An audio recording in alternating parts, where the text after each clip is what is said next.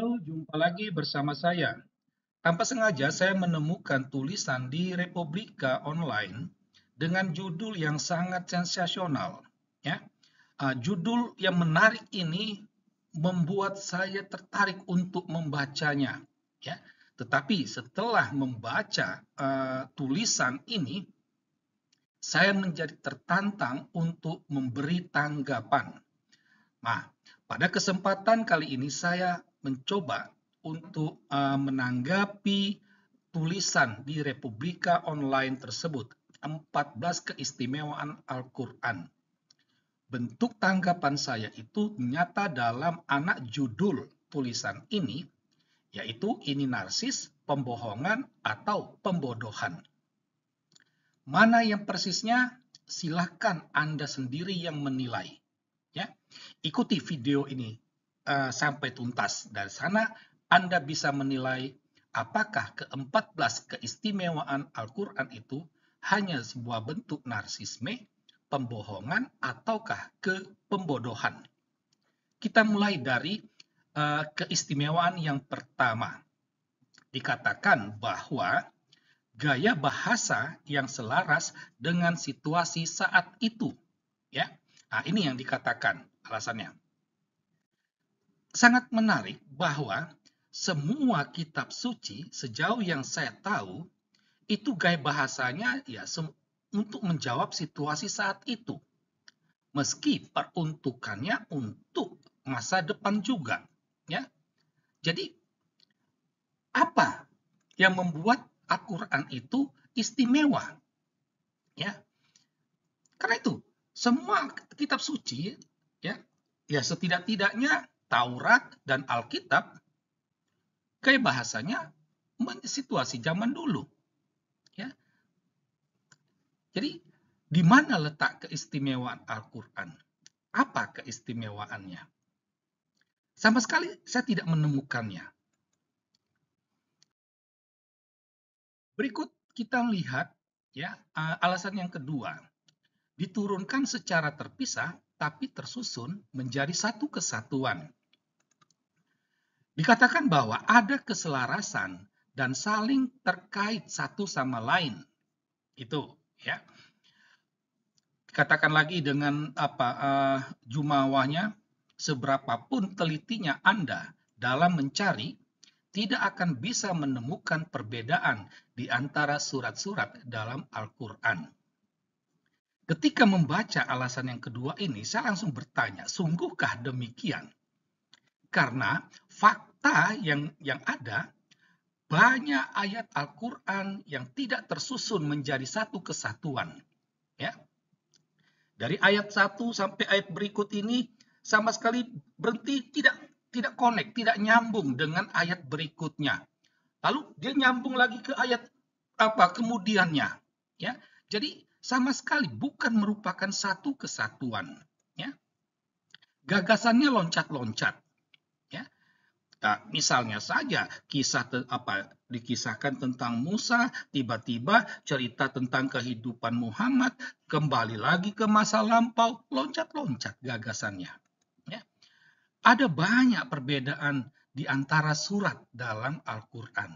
Ini fakta. Ya. Maka agak membingungkan dikatakan diturunkan secara terpisah tetapi tersusun menjadi satu kesatuan. Berikut kita lihat alasan yang ketiga, menghilangkan perselisihan dari aspek bahasa. Ya. Dikatakan bahwa penggunaan dialek Quraisy, Tamim, dan Hutsail mampu mengungkap makna secara akurat dan indah. Ya. Nah, logikanya dengan demikian, maka ayat-ayat Al-Quran itu jelas. Ya kan? Harusnya logikanya seperti itu. Tetapi fakta yang kita dapat, banyak ayat Al-Quran yang tidak jelas dan membingungkan. Ini fakta. Ya. Berikut kita lihat alasan yang keempat. Dikatakan mengandung prinsip ilmu pengetahuan. Ya.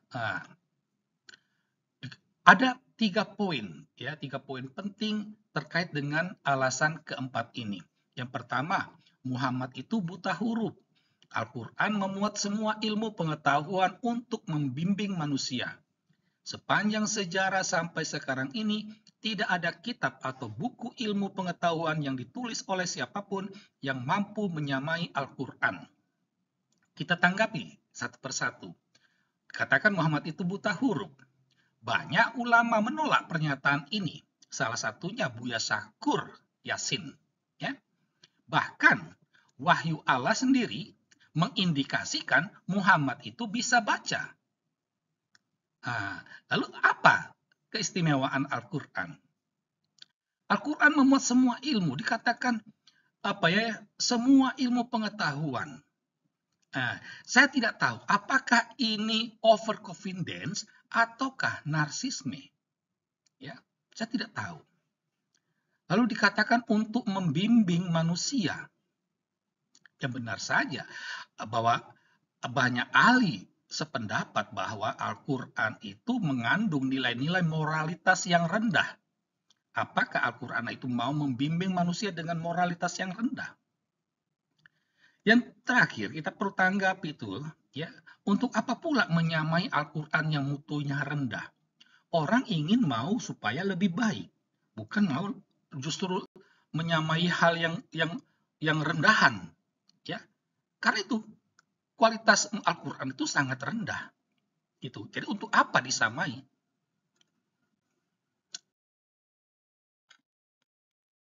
Alasan yang kelima, memenuhi seluruh hajat hidup manusia. Ya, dikatakan bahwa Al-Quran diturunkan untuk memperbaiki dan membimbing manusia, mensucikan jiwa dan membuka hati, serta memperbaiki akhlak. Ya, kita nggak usah ngomong panjang lebar. Kita lihat sajalah negara-negara Islam atau negara-negara dengan penduduk mayoritas Islam. Apakah peran Al-Quran itu sudah nampak? Ya, itu. Saya tidak mau komentar lebih lanjut. Silakan Anda jawab sendiri. Berikut kita melihat yang keenam, tidak bertentangan dengan fakta ilmiah. Ya. Faktanya, banyak wahyu Allah bertentangan dengan fakta ilmiah. Ya. Kita ambil contoh saja, misalnya penyalipan Yesus, teori geosentris, proses jadinya manusia. Semua yang tertulis dalam Al-Quran itu bertentangan dengan fakta ilmiah. Berikut alasan yang ketujuh, menggunakan pendekatan damai. Ya.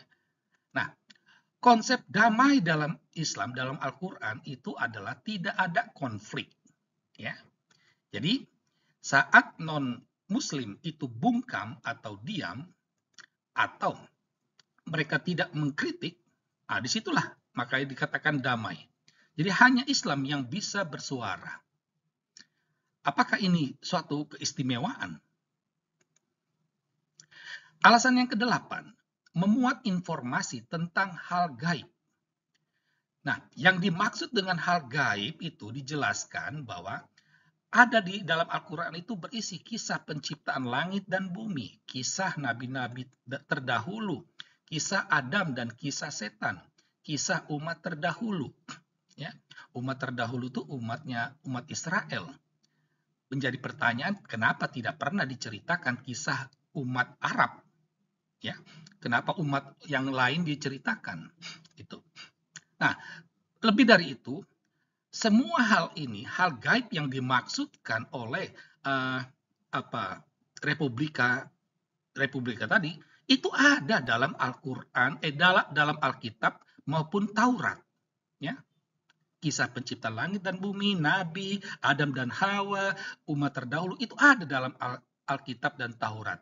Tetapi Alkitab dan Taurat itu menganggap itu suatu hal yang biasa saja.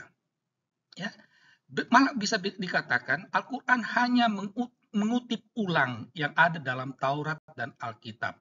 Hanya sayangnya yang dikutip itu sering keliru atau salah dan tidak lengkap. Lantas ini dikatakan istimewa, luar biasa.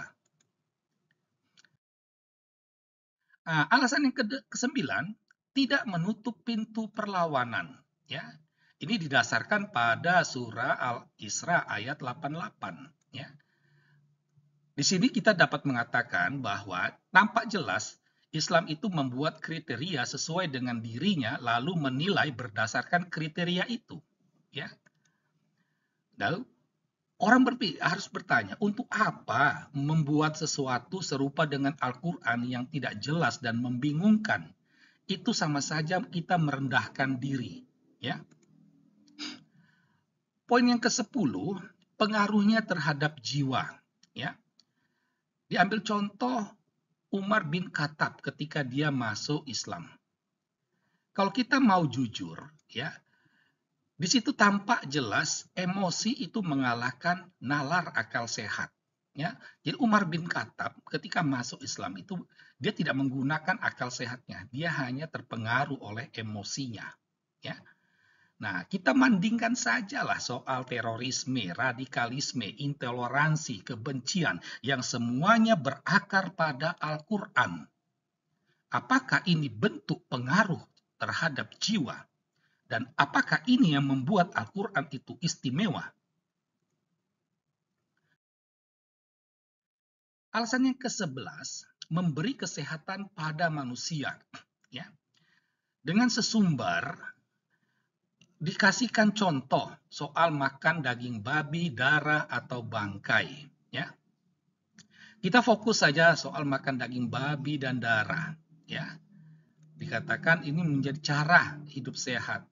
Bagi kami ini merupakan ngawur dan menuduh tanpa dasar. Padahal ya dikatakan tadi Al-Quran itu berdasarkan fakta ilmiah. Tetapi dalam hal ini tampak jelas tidak. Dia hanya menuduh tanpa dasar. Ya. Apa kaitan makan daging babi dan darah dengan cara hidup sehat?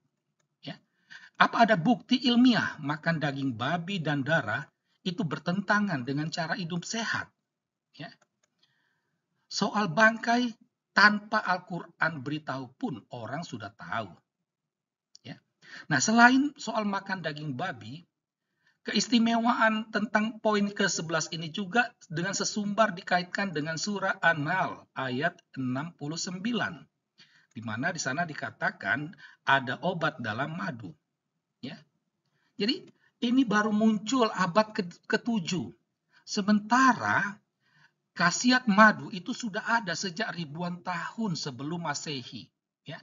Di Mesir sudah ada peternakan madu itu kalau tidak salah tahun 6000 sebelum Masehi. Ya. Di Spanyol itu sudah ada tradisi itu tahun 6000 sebelum Masehi. Tradisi Cina itu sudah mengenal madu 9000 tahun 9000 sebelum Masehi. Itu.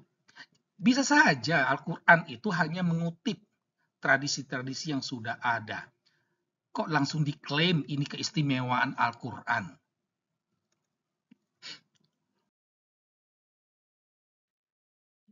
Sekarang yang ke-12, pemberi syafaat. Jujur kami tidak paham apa yang dimaksud dengan syafaat ini. Sehingga kita juga merasa bingung apa kaitan syafaat dengan keistimewaan Al-Quran. Ya, kita lanjut ke yang ke-13. Al-Quran dilantunkan dengan merdu dan indah. Harus diketahui bahwa merdu atau indah itu terkait soal emosi, bukan akal budi. Merdu dan indah itu sifatnya subjektif, bukan objektif. Bagi seseorang itu merdu, belum tentu bagi orang lain itu merdu. Bagi saya sesuatu itu indah, belum tentu bagi orang lain itu indah. Nah, dan ini dikatakan keistimewaan Al-Quran. Sekali lagi, hendak mau menegaskan Al-Quran itu lebih pada emosi, bukan kepada akal budi. Dan sekali lagi di sini tampak jelas bahwa Al-Quran suka membuat kriteria sesuai dengan dirinya, lalu menilai berdasarkan kriteria itu. Ke-14, memuat berbagai nama dan sifat Allah. Ya, kenapa nama dan sifat Allah membuat Al-Quran istimewa? Padahal kita tahu kitab suci lain juga memuat nama dan sifat Allah. Tetapi kitab suci lain tidak memuji-muji diri seperti Al-Quran. Nah, demikianlah ke-14 keistimewaan Al-Quran. Silakan Anda menilai apakah ini narsisme, pembohongan, ataukah pembodohan. Sekian dan terima kasih.